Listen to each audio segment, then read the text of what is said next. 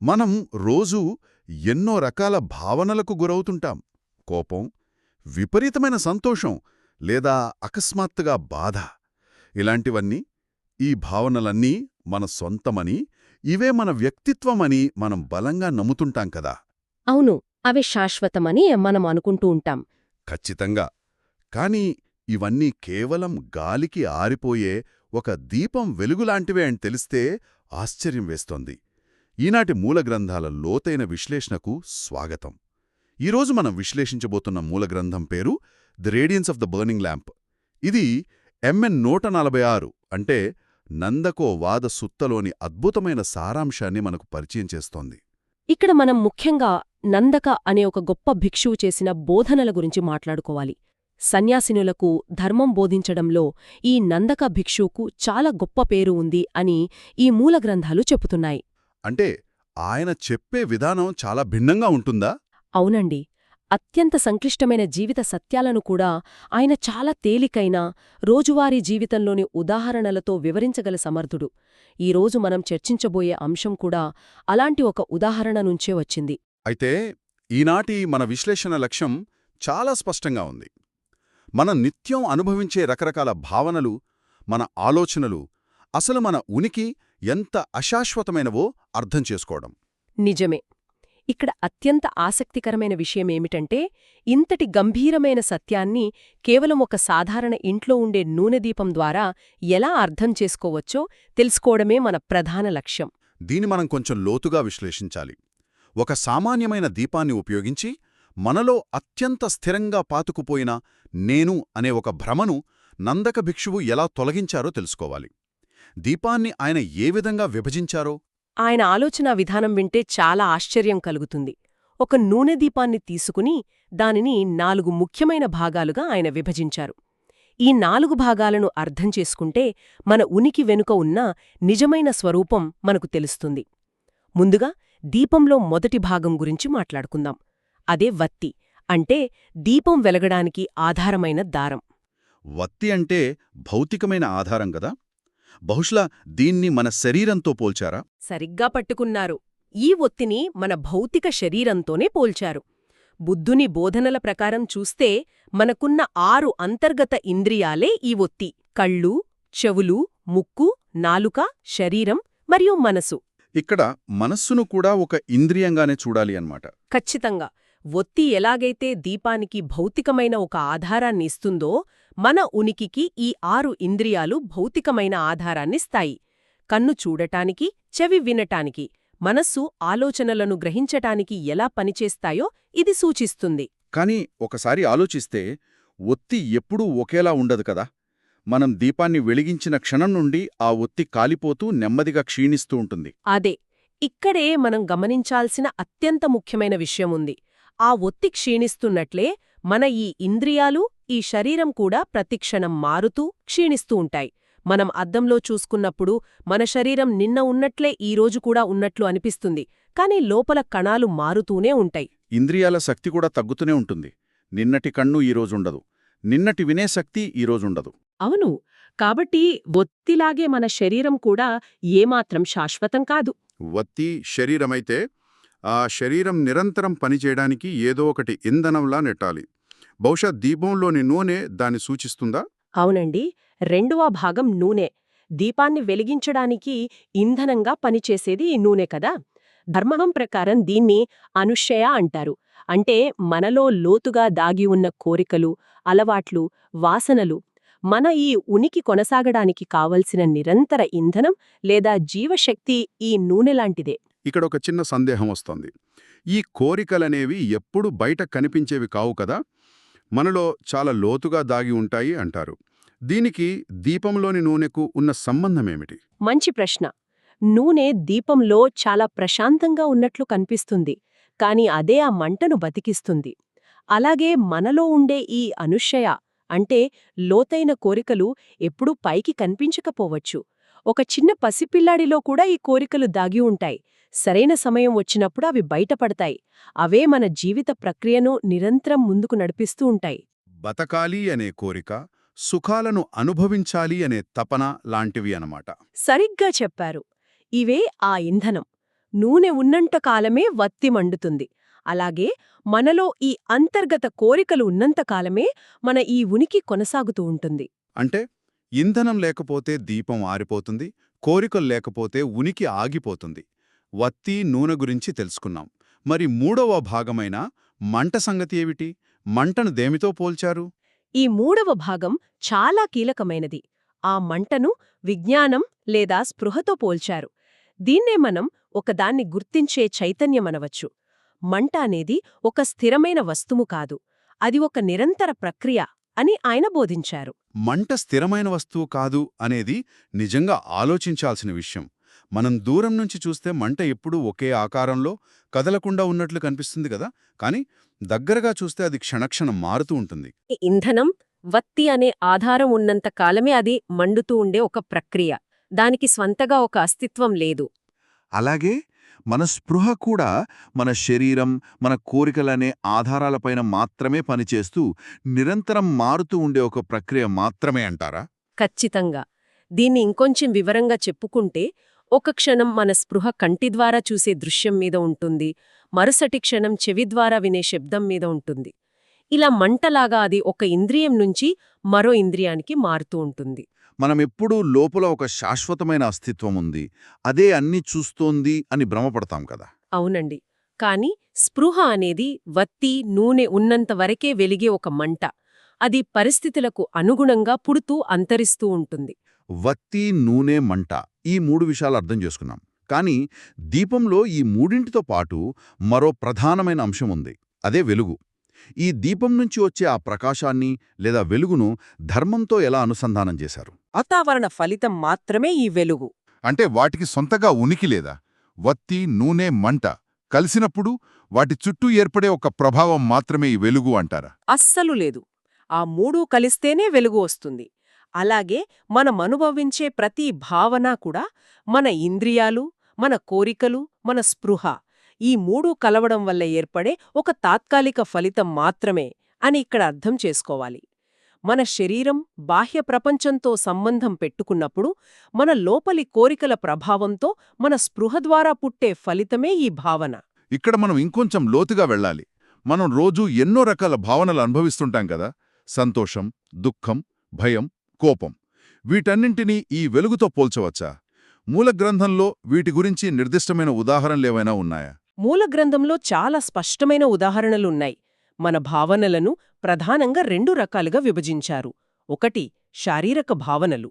ఉదాహరణకు, మన శరీరంలో వచ్చే ఒక పంటినొప్పి, లేదా బాగా అలసిపోయినప్పుడు అనిపించే నీరసం, బాగా నిద్రపోయి లేచినప్పుడు అనిపించే ఒక శారీరక శక్తి. ఇవన్నీ తాత్కాలికమైన భౌతిక భావనలు. ఇవి కూడా ఆ వెలుగులాంటివే. మరి రెండవ రకం భావనలు ఏమిటి? మనస్కు సంబంధించినవా? అవును. రెండవది మానసిక భావనలు. 6వ ఇంద్రియమైన మనస్సు ద్వారా కలిగేవి.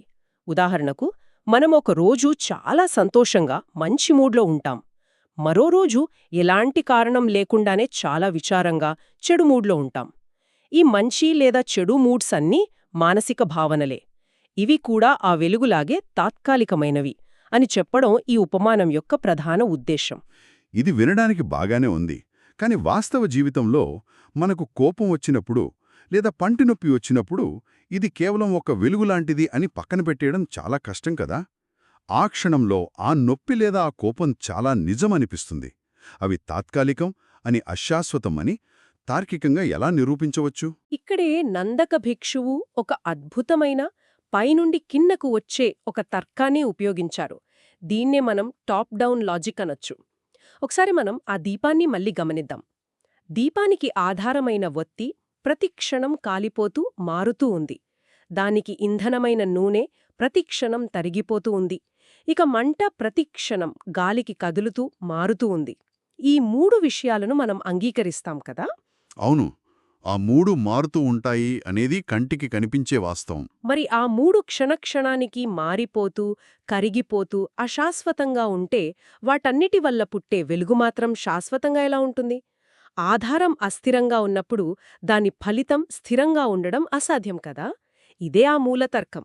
అంటే మన ఇంద్రియాలు, మన కోరికలు, మన స్పృహ అన్నీ క్షణంలో మాయమైపోయేవి అయినప్పుడు వాటి వల్ల కలిగే మన భావనలలో శాశ్వతత్వాన్ని వెతకడం ఏమాత్రం సమంజసం కాదన్నమాట. సరిగ్గా చెప్పారు. పంటినొప్పి వచ్చినప్పుడు అది శాశ్వతమని మనం అనుకోము, కానీ ఆ క్షణంలో అది మాత్రమే సత్యం అని భ్రమపడతాం. ఈ తర్కం వింటుంటే మూల గ్రంథంలో చెప్పిన ఒక అద్భుతమైన ఉదాహరణ గుర్తుకొస్తుంది. దీపం యొక్క వెలుగును మనం ఒక పెట్టెలో బంధించాలని ప్రయత్నిస్తే ఏమవుతుంది? మనం ఒక పెద్ద పెట్టె తీసుకువచ్చి ఆ వెలుగు చుట్టూ పెట్టి మూసేస్తే వెలుగందులో బందీ అవుతుందా? తీరా చూస్తే చేతికి మసిదప్ప ఏమీ మిగలదు కదా. ఇది వాస్తవానికి చాలా లోతైన ఉదాహరణ. మనం ప్రతిరోజూ చేసే పని అదే. ఒక మంచి ఫీలింగ్ రాగానే దాన్ని పట్టుకుని శాశ్వతంగా ఉంచేసుకోవాలని చూస్తాం. లేదా ఒక చెడు ఫీలింగ్ రాగానే దాన్ని శాశ్వతంగా దూరం చేయాలని పోరాడతాం. కాని వెలుగును పెట్టెలో బంధించడం ఎంత అసాధ్యమో, క్షణక్షణానికి మారిపోయే మన భావనలలో ఒక శాశ్వతమైన ఆత్మను లేదా ఒక పర్మనెంట్ నేను నువ్వు వెతకడం కూడా అంతే అసాధ్యం. మనం ఆ వెలుగును ఎలాగైతే పట్టుకోలేమో, మన అనుభవాలను మన భావనలను కూడా అలా పట్టుకొని నిలపలేమని అర్థం చేసుకోవాలి. అవునండి, ఈ వాస్తవాన్ని అంగీకరించడమే నిజమైన జ్ఞానం. ఎప్పుడైతే మనం నేను స్థిరంగా ఉన్నాను అనే భ్రమ నుంచి బయటపడి అంతా ఒక ప్రవాహంలా మారుతోందని గుర్తిస్తామో, అప్పుడు కలిగే అవగాహన నిజంగానే ఒక పెద్ద భారం దించినట్లనిపిస్తుంది. అయితే ఈ సుత్తలో ఈ భావనలన్నింటినీ వివరిస్తూ వాటిని దుఃఖమని పేర్కొన్నారు. ఈ దుఃఖమంటే కేవలం మనమిందాక మాట్లాడుకున్న పంటినొప్పిలాంటి శారీరక బాధేనా? లేదా దీని వెనుక ఇంకా ఏదైనా లోతైన అర్థం ఉందా? ఎందుకంటే మనం సంతోషాన్ని కూడా ఒక భావనగానే చూస్తున్నాం గదా, మరి సంతోషం కూడా దుఃఖమేనా? ఇది ధర్మంలో చాలా ముఖ్యమైన అంశం. ఇక్కడ దుఃఖమంటే కేవలం ఏడుపో లేదా శారీరకమైన నొప్పో మాత్రమే కాదు. ఇక్కడ వాడిన దుఃఖమనే పదం సహజమైన అసంతృప్తిని సూచిస్తుంది. నిరంతరం కాలిపోతూ తరిగిపోయే వనరులపై మనం ఆధారపడటం వల్ల వచ్చే అస్థిరత. ఒక దీపం ఎప్పుడైనా ఆరిపోవచ్చు, దానికి నూనె అయిపోవచ్చు, లేదా వత్తి కాలిపోవచ్చు, లేదా గాలి కారిపోవచ్చు.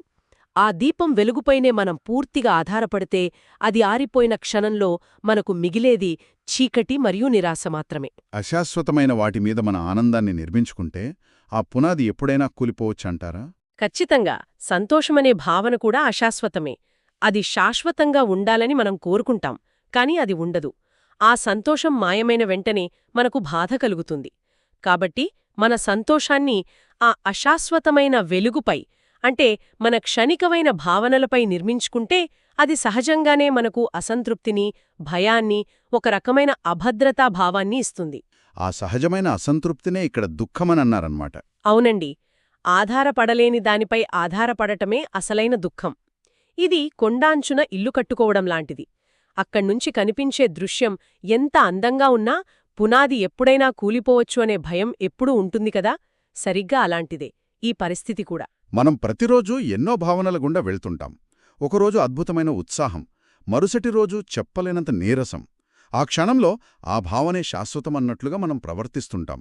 మనం మన ఆలోచనలతో మమేకమైపోయి నాకు కోపం వస్తుంది అంటే నేను కోపిష్టిని అని ముద్ర వేసుకుంటాం. లేదా నాకు బాధగా ఉంది అంటే నా జీవితం మొత్తం బాధామయమని అనుకుంటాం. ఆ వెలుగును శాశ్వతమనుకుంటాం. దీపము ఉపమానం మనకు నేర్పేదేమిటంటే ఆ భావనలన్నీ కేవలం ఒక వాతావరణం లాంటివి. ఒక మేఘం ఎలాగైతే ఆకాశంలోకి వచ్చి కాసేపు ఉండి తర్వాత వెళ్ళిపోతుందో, ఈ వేదన లేదా భావనలు కూడా మన స్పృహలో అలాగే వస్తుంటాయి, పోతుంటాయి. దానికి కారణమైన ఇంధనం ఉన్నంతవరకే అవి ఉంటాయి. ఒత్తి, నూనె, మంట అనే 3 పరిస్థితులు కలిసినప్పుడు వెలుగు వచ్చినట్లే, కొన్ని పరిస్థితులు కలిసినప్పుడు మనకు కోపం వస్తుంది, పరిస్థితులు మారగానే ఆ కోపం పోతుంది. ఇందులో శాశ్వతమైన నేను లేదా నాది అనడానికి ఏమీ లేదనమాట. నిజమే. ఈ సత్యాన్ని అర్థం చేసుకోవడానికి ఇంతకంటే గొప్ప, సరళమైన ఉపమానం మరొకటి దొరకదు. ఈ దీపం యొక్క ప్రకాశాన్ని చూసి భ్రమపడకుండా దాని వెనుక ఉన్న వత్తి, నూనె, మంటల వాస్తవికతను చూడగలగాలి అని ఈ విశ్లేషణ మనకు స్పష్టం చేస్తోంది. మనం ఈ మొత్తం చర్చలోని సారాంశాన్ని సంగ్రహంగా చెప్పుకుంటే, మనం అనుభవించే ప్రతి భావన, ప్రతి ఆలోచన కూడా కేవలం ఆ అశాశ్వతమైన దీపం వెలుగులాంటిదే. వాటిని పట్టుకుని వేలాడటం వల్ల ప్రయోజనం లేదు. ఎందుకంటే ఆ భావనలకు సొంతగా అస్తిత్వం లేదు. ఈ సత్యాన్ని గ్రహించటం వల్ల జీవితంలో అనవసరమైన ఆందోళనలు, భయాల నుంచి చాలా మట్టుకు బయటపడవచ్చు కదా. ఖచ్చితంగా. భావనలు కలుగుతున్నప్పుడు వాటిని గమనించడం, కాని వాటితో బందీ కాకపోవడం అనే స్పష్టత వస్తుంది. దీపం వెలుగుతోంది, మండుతోంది, ఆరిపోతోంది. ఒకదాని తర్వాత మరొకటి జరుగుతూనే ఉంటాయి. అంతే. దీన్ని ఉన్నదున్నట్లుగా చూడటమే జ్ఞానం.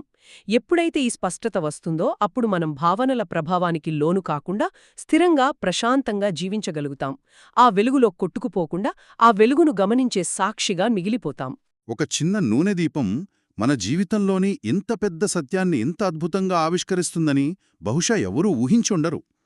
ఈ నందక భిక్షువు తన బోధనలతో నిజంగా ఒక కొత్త దృష్టిని అందించారు. ముగింపుగా మనం ఈ మూలగ్రంథం గురించి ఒక ఆలోచింపజేసే విషయాన్ని పంచుకోవాలి. ఈ నందకోవాద సుత్తులో ఈ నందక భిక్షువు చెప్పిన దీపం ఉపమానంతో పాటు మరో 2 అద్భుతమైన ఉపమానాలు కూడా ఉన్నాయి. అవే చెట్టు మరియు కసాయివాడు. అవును, అవి కూడా చాలా లోటైన ఉదాహరణలే. ఒక చిన్న దీపం మన భావనల అశాశ్వతాన్ని ఇంత గొప్పగా వివరిస్తే, ఒక చెట్టు లేదా ఒక కసాయివాడి ఉదాహరణ మనలోని నేను అనే భ్రమను ఇంకెంత లోతుగా ఛేదిస్తుందో కదా. ఆ చెట్టు ఎలా అశాశ్వతాన్ని బోధిస్తుంది, ఆ కసాయివాడి ప్రస్తావన మనకు ఏం నేర్పుతుంది అనే ప్రశ్నలను మనం ఒక అన్వేషణలాగా ఉంచుకుందాం. మన చుట్టూ ఉన్న చిన్న చిన్న వస్తువులలోనే ఎంతటి గొప్ప జ్ఞానం దాగి ఉందో ఈరోజు మనం స్పష్టంగా చూశాం. ఈ లోతైన సత్యాలను నిరంతరం గమనిస్తూ ఉండటం మనందరికీ మేల్చేస్తుంది. ఈనాటి మూలగ్రంథాల లోతైన విశ్లేషణను మనమిక్కడితో ముగిద్దాం. మరొక ఆసక్తికరమైన అంశంతో మళ్ళీ కలుద్దాం.